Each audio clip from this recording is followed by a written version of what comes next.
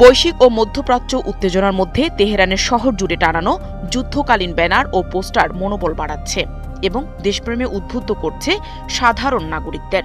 দেশটির নাগরিক ফারহাদ আতাশ ফরাজ বলেন, বর্তমান যুদ্ধ পরিস্থিতিতে এসব ব্যানার মানুষকে সাহস ও শক্তি যোগায়। এগুলো দেখলে মনে হয় আমরা একসঙ্গে আছি এবং দেশকে রক্ষা করতে প্রস্তুত। তেহরানের বিভিন্ন সড়ক ও গুরুত্বপূর্ণ স্থাপনায় যুদ্ধ সংক্রান্ত স্লোগান ও জাতীয়তাবাদী বার্তায় লেখা ব্যানার দেখা যাচ্ছে। বিশেষ করে গুরুত্বপূর্ণ ইনকিলাব স্কোয়ার ও ভালি আসর স্কোয়ারে ঝোলানো বিশাল ব্যানারগুলো সাহস যোগাচ্ছে সাধারণ মানুষদের। যখন লোকেরা চত্বরে এসে ব্যানারগুলো দেখে তখন এটাই এক ধরনের অনুপ্রেরণা হয়ে ওঠে। তারা যে স্লোগানগুলো টাঙায় প্রতি রাতে নতুন নতুন স্লোগান, ঠিক তেমনই এই ব্যানারটিও যখন আপনি এটির দিকে তাকান তখন অনুপ্রেরণা যোগায়।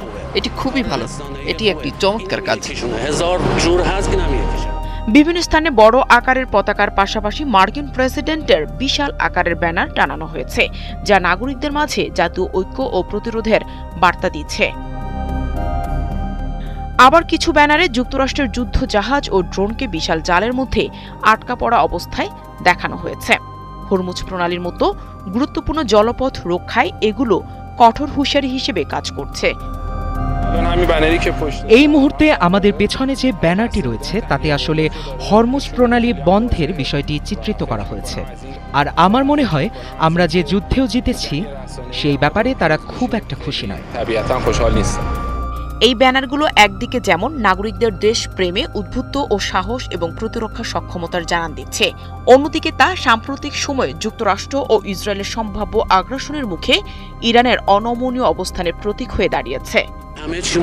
আমাদের সবকিছুই যুক্তরাষ্ট্রকে ক্ষুব্ধ করে। আমাদের প্রকৌশলী, আমাদের বিজ্ঞানী, আমাদের জীবন, এমনকি আমরা যখন কোনো চলচ্চিত্র নির্মাণ করি সেটাও তাদের ক্ষুব্ধ করে। এমনকি আমাদের ব্যানার, আমাদের লোকজনের উপস্থিতিও।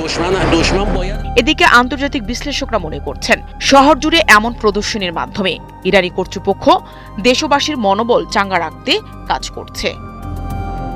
নাহিদা রিন্থি, ৭১।